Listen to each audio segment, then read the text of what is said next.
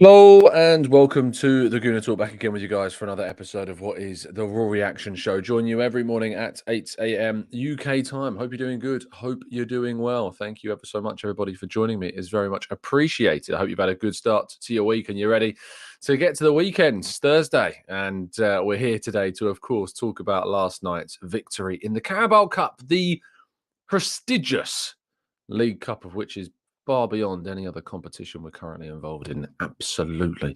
Good morning to everybody joining us. Good morning to those in the chat box. Jumping over to YouTube to see who actually was first. Matt G, good morning to you, to Johnny, to Matthew, Phil, Martin, Black Shine, Marcus, Amira, Runs with Cows. We've got Pikahu. We've got Jalali.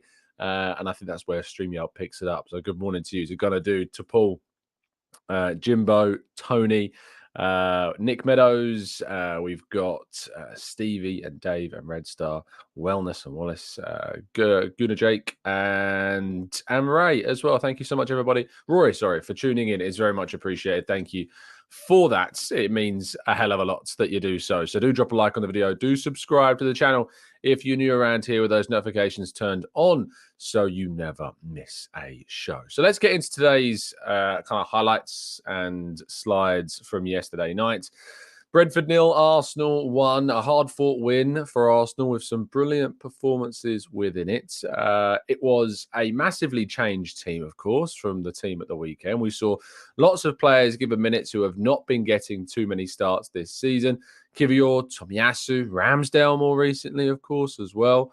Jorginho. We saw Emile Smith Rowe start as well, with Reiss Nelson and Charles Sagoe Jr. making his debut. Eddie Nketiah up top this game, but it was Nelson who opened the scoring in fantastic fashion. It was a latching on to a mistake at the back by Zanka in the end, and Reiss Nelson was set up by Nketiah in what I think was a very similar position to the chance that Nketiah had against Spurs. If you remember, he was kind of laid in on the right-hand side. It was probably a bit tighter in that moment.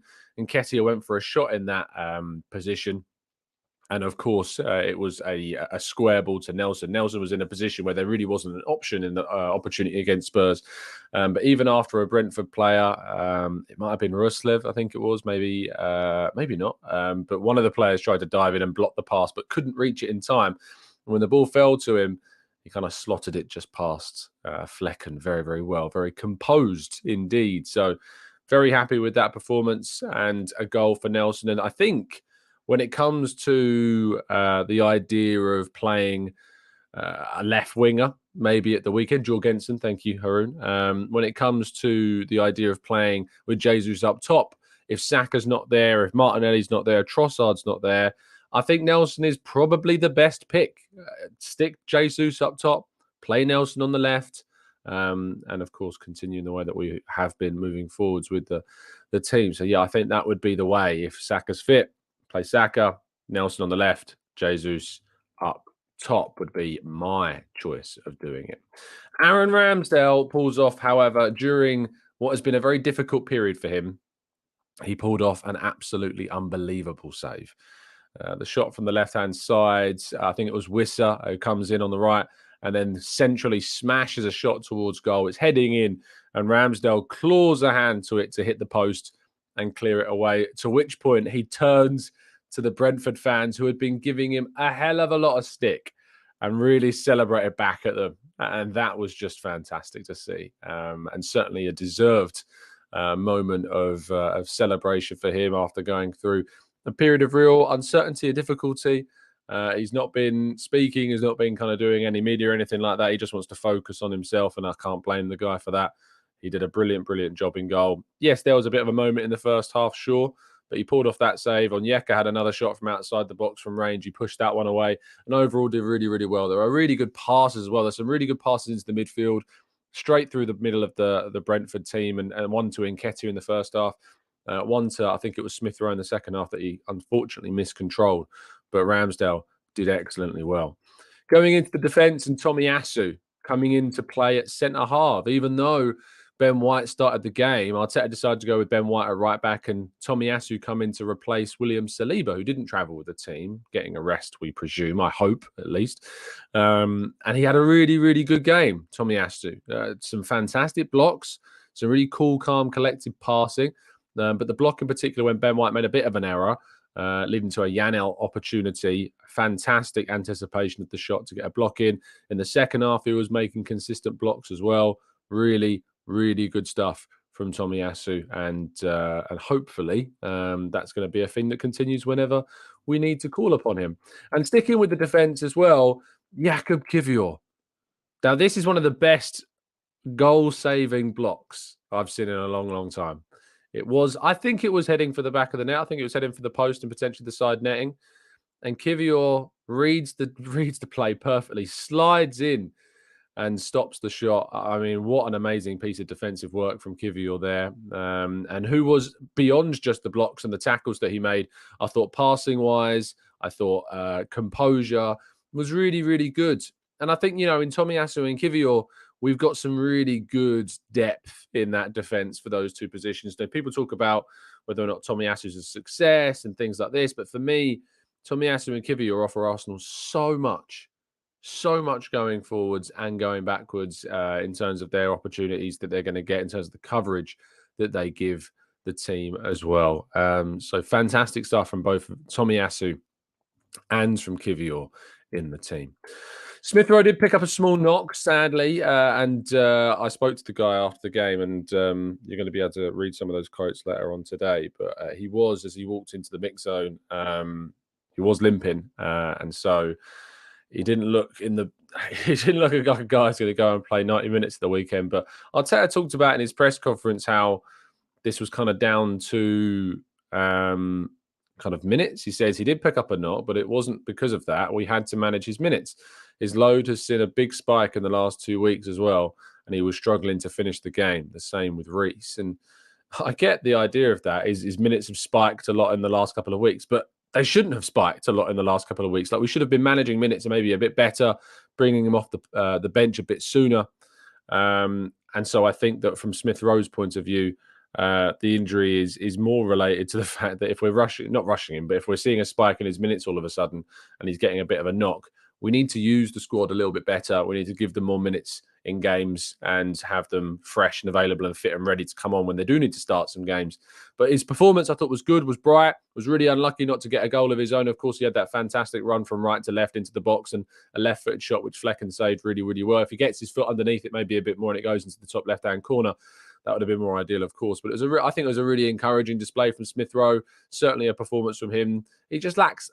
He's a kid that lacks confidence. And I think that he's maybe had a bit of a knock because of missing so many games recently. And it's been an insanely long amount of time since he last started a game for Arsenal. And that maybe has hit his confidence even more. So hopefully that can be built back slowly and steadily.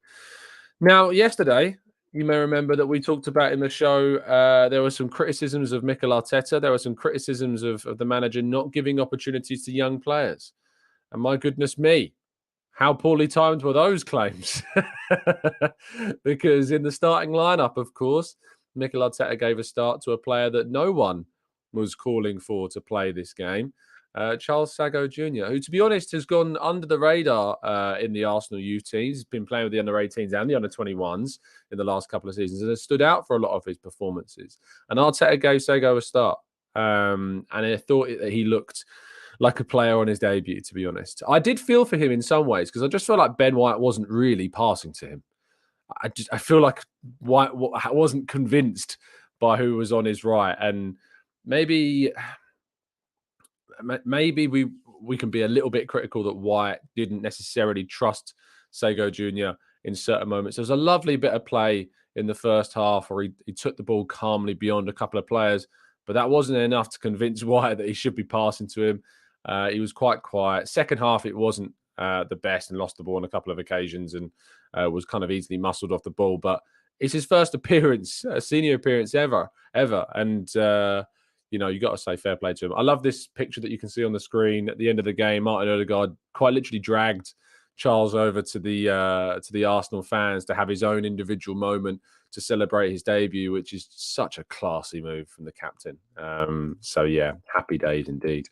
Mohamed Elneny returned to the team as well. Gotta love the twist and shout chant.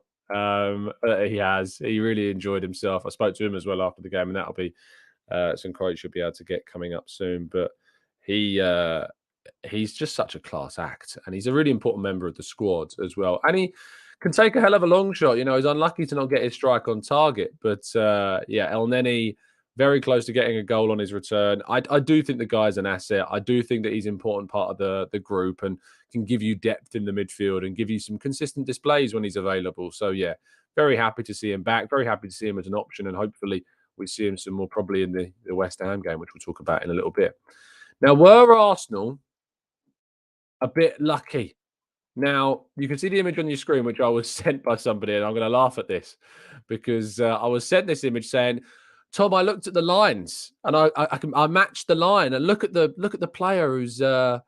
Now, what I would say is that there is a player in an offside position here. However, the Brentford player that's on the far right hand side of the field is obviously the guy that touches the ball and tries to head the ball back.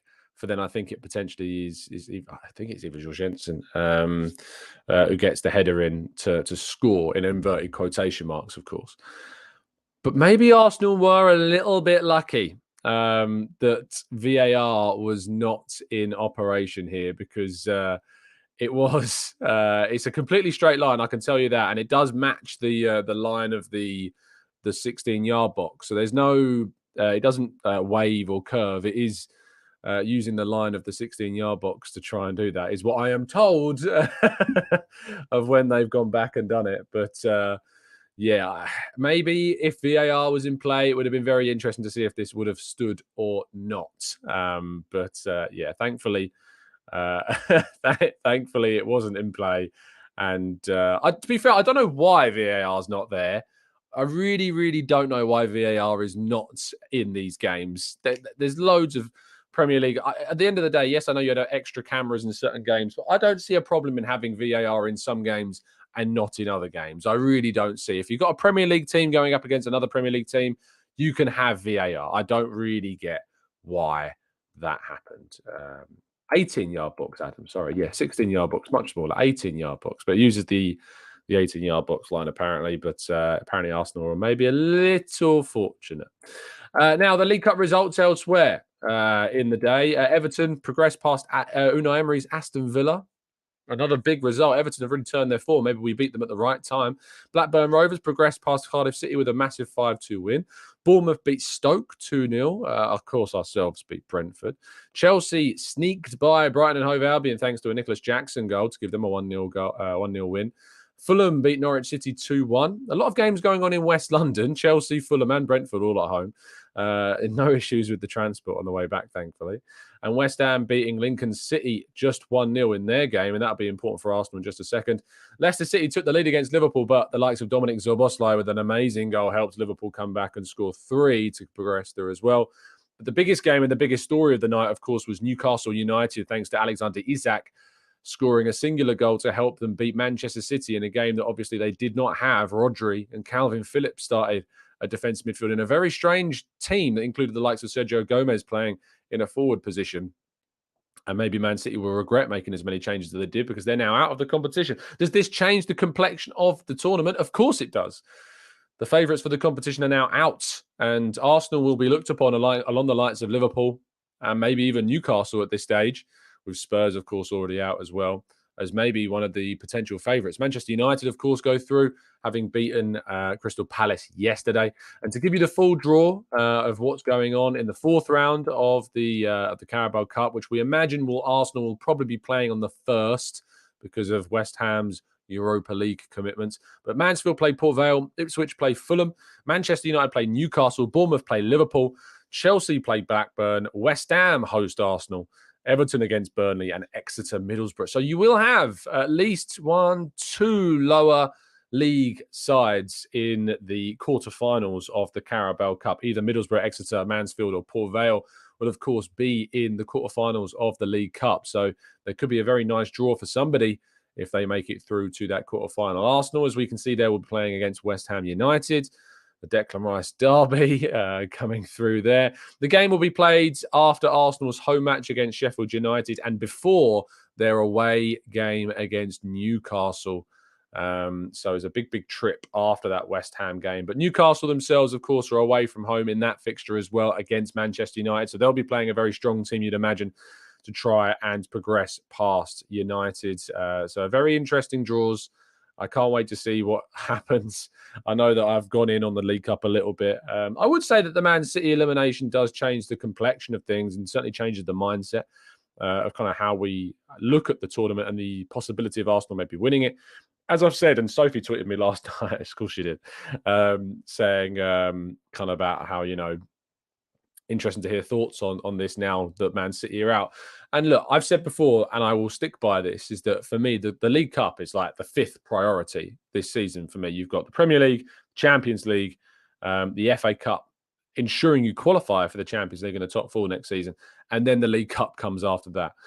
If Arsenal can manage the squad, manage the team, I've got no issues. I have no issues at all. My issues is if we start playing first team players and they get injured, because I don't want to see that happening. I don't want to see that going down. I still would have a very rotated team for that West Ham game. I'd still play plenty of our fringe players in that game. And I'm hoping that there's going to be plenty of players back. And we've got a very fit squad at that point. You should have Partey back and fully fit. Hopefully Trossard, Martinelli, Rice, Saka will all be fine, well ahead of this.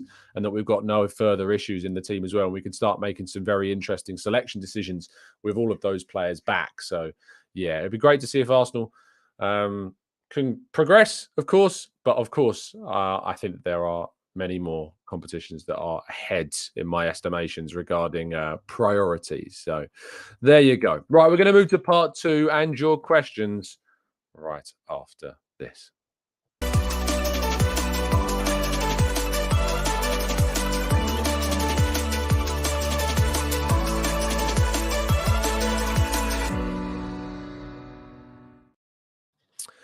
Okay, let's jump into the chat box then and tackle some of the questions that you've thrown to me. Arsenal Adventure says, League Cup win will brew confidence.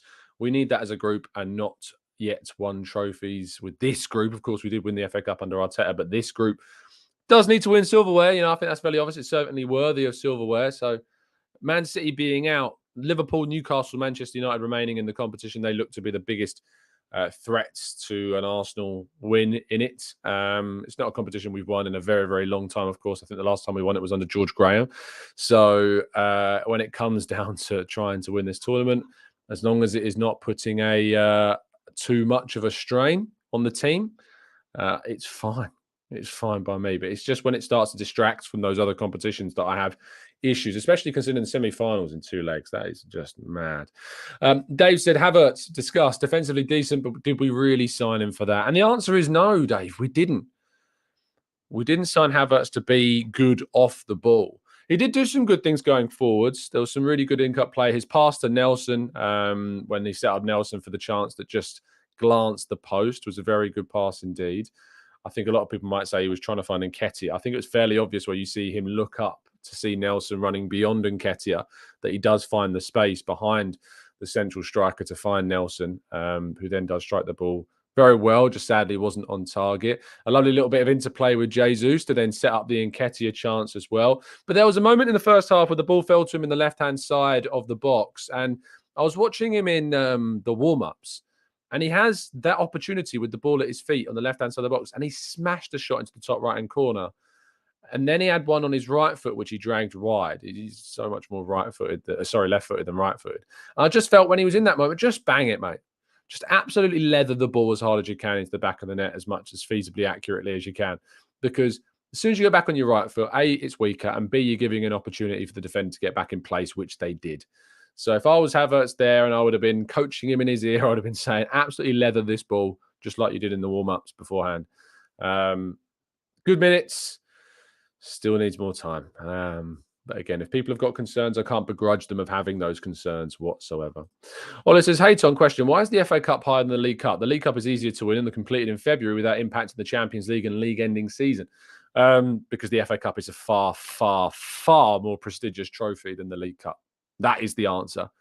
Arsenal's history of that competition in itself on an individual level to the club is very, very important.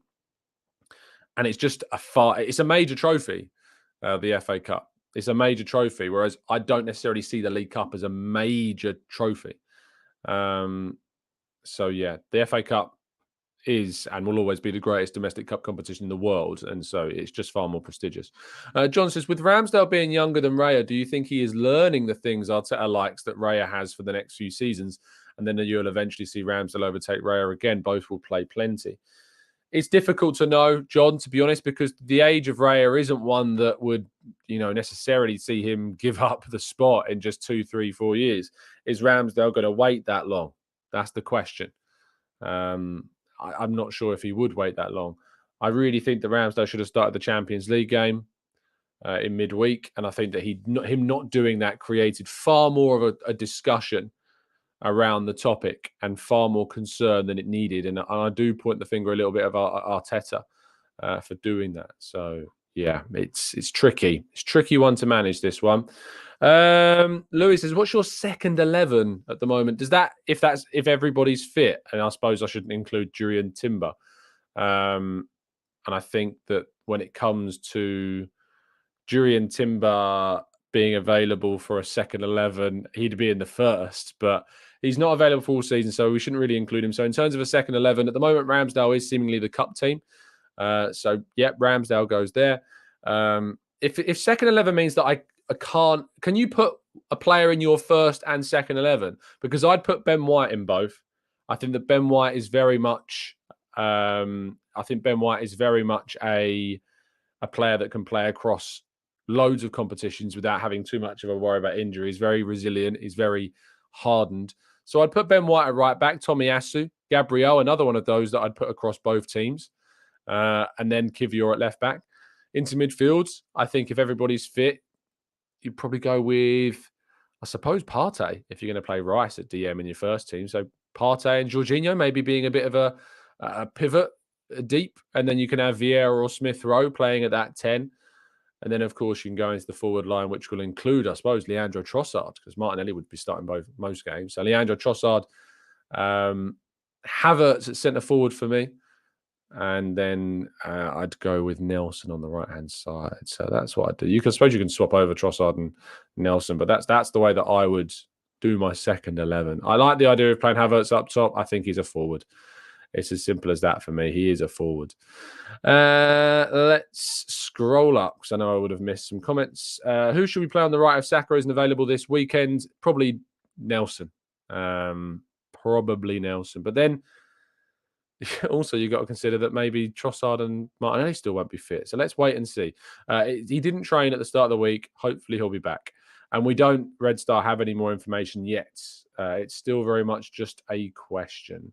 Matthew says, you forgot to mention Jorginho, who had 2 key passes, 8 out of 9 duels won, and 3 interceptions. Very good performance from Jorginho. Went under the radar, clearly, as well. So, yeah, Jorginho. There you go, Matthew.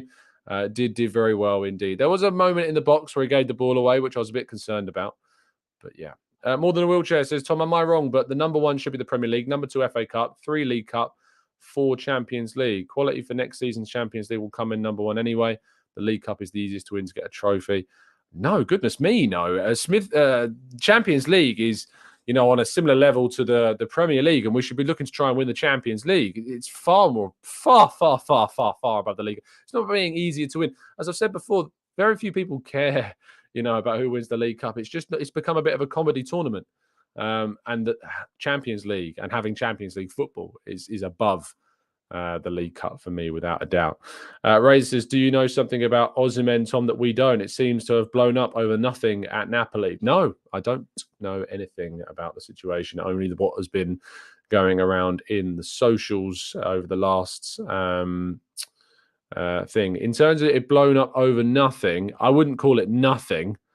If you've seen the posts that have been going out if you've seen the evidence that's been suggested, it's certainly not being blown up over nothing, Razor. That's for sure. Because if you've seen the video, it's frankly disgusting. G. Weber says, "Hi, Tom. Does Nelson deserve a start in the Premier League?" Yes, I think that he does. I think if Saka's fit, but neither of Trossard or Martinelli are, Nelson should be starting on that left-hand side. For me on the weekend, I would be starting Nelson in that game. Kevin says Champions League is also a good way to earn more money, even if we don't ultimately win. Oh, yeah, without a doubt. And we've needed to get the money from the Champions League for a very long time. The way in which Arsenal are investing a significant amount into this team, we were spending an amount of money that could not be sustained in the Europa League for an extended period of time. So making sure that we're in the Champions League will help us sustain and be more competitive moving forwards. And that is something that is obviously overlooked. People talk about silverware and the League Cup being important, but the League Cup gets you next to nothing in terms of kind of setting you up for success moving forward. Whereas the Champions League gives you a hell of a lot, a massive, massive, massive amount. Let's go to Lewis. The only time I find the League Cup important is if we face Spurs and we're denying them a chance of silverware. I mean, not obviously if we're in the final, which we have been, most recently against Man City when Mustafi made that horrific mistake against Aguero under Arsene Wenger, of course. No updates regarding Trossard, Reiss, Saka, Jalali. Mikel Arteta has his press conference tomorrow, so we'll hear about the latest on those guys in tomorrow's press conference. Razor says, I've seen the post. The page seems to post a lot of rubbish. Not sure it's contract terminating worthy. I think the CEO's stance on ACM was far worse. I don't know the CA that situation, but please feel free to send that through to me. But I don't. If you've ever heard the phrase "two wrongs don't make a right," if you've seen the posts and can't recognise what's wrong with them, maybe speak to somebody that does, and then they can give you some very good advice on why they're very, very wrong indeed. Alex says, Tom, with Arteta potentially mid-profiling Havertz as a midfielder and maybe eventually fitting him as a forward, does that become a problem in finding room for the elite striker? I think that he may... maybe misprofiling is what you meant to type. I'm assuming so.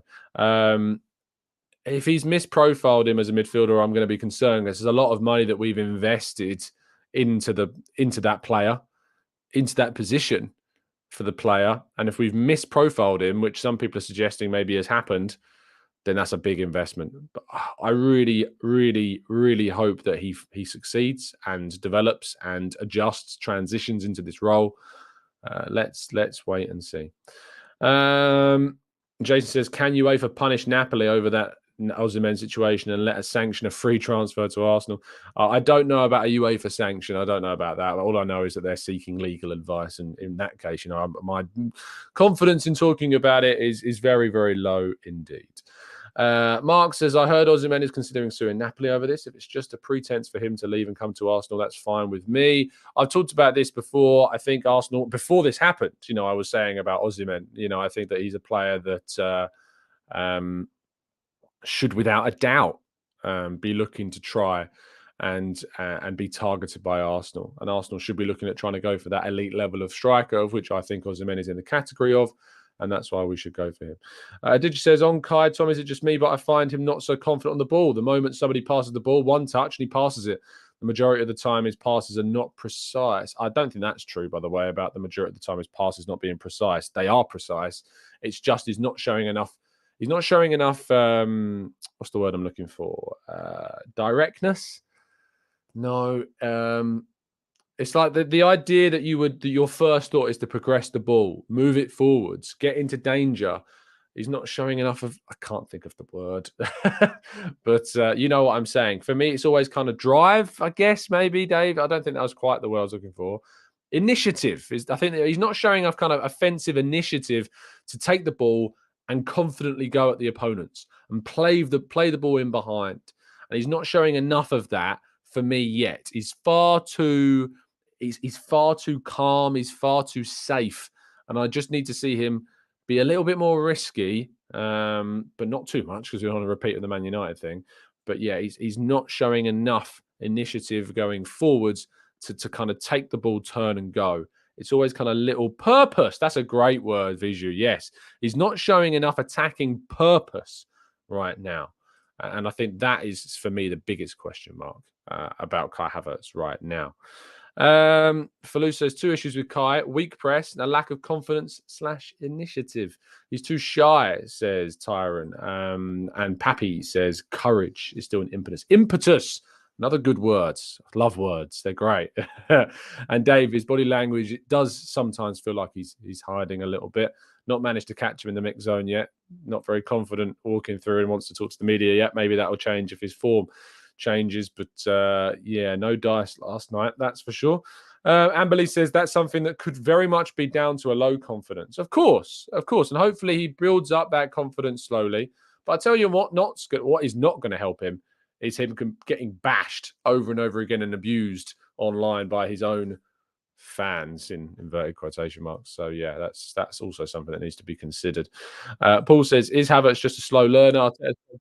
Specific actions and specific places and phases, which isn't always easy to pick up, and it is going to take some time for him to learn this system, but he's got time. But do Arsenal is the question. CJ Dan says Havertz seems to be mentally fragile, doesn't seem to like transfer, place enough importance on mental strength and personality. Partly why Reiss' move is a success. It's because of his mentality. Look, the transfers and the work that goes on behind transfers looks into mentality. So I don't know if that's, I think it's just the confidence of when he started. I think that's, in pre-season, he was getting battered. Absolutely battered already. And that it's not acceptable, to be honest, in some ways, to see the reaction. What I would say is that in the stadium, there is a great show of patience, I think, from the Arsenal fans, especially at the Emirates. That game against Man United, where he had a bit of a meh, to be honest, I think that the Arsenal crowd were really patient with him, and they didn't get on his back. And you have to give credit to the home support, but yeah, online is a different story, and on other channels is a different story, and in the media is a different story, because he's getting battered online and out there away from the ground. So yeah, Clive says conviction. He's missing conviction. Yeah, that's a good word as well. Authority and conviction. And Arsenal can't have passengers. Arsenal need to have protagonists. Arsenal need to have people that will take the ball themselves and can win games the scruff of the neck. You look at Odegaard. Odegaard can take a game and grab it and throw it into Arsenal's hold, and haven't got that sense yet from Havertz. Right, we're going to end the show there. Before I do, though, Chris has been Chris has been a member for 37 months. So a massive congratulations to Chris on how long you've been with us here at TGT. Though there were a few times that he was waiting to be fed the ball from a 1-2 with Eddie, and he was in, but Eddie passed backwards. And it's a good point. Maybe he's not being trusted enough by some of his other teammates at the moment. But thank you, Chris, and thank you for your dedicated support. Fantastic stuff. Thank you to everybody that has been tuning into the show this morning. If you've got any thoughts on anything we've discussed, please do leave your thoughts in the comment section down below. I'll be back tomorrow morning, of course, for the Arsenal News Show to round up everything that's gone on in the past 24 hours, including a look ahead to the Mikel Arteta's press conference. Any thoughts on the draw? Any thoughts on what you would like to see from Arsenal in this competition, how you would like us to manage it with the rotation of the fixtures that are coming up as well? I'd very much like to read through your thoughts. What are your thoughts on Mikel Arteta giving a debut to a youth academy product? That's the word. After, of course, all of the controversy and debate that we had yesterday, I was told that Arteta wasn't doing a good enough job in blooding youngsters, and yet less than 24 hours later, there he is, blooding a youngster, giving him a debut. Brilliant stuff. I love it when Arteta does that. Anyway, have a fantastic day, people. Stay safe, stay well, and as always, up the Arsenal.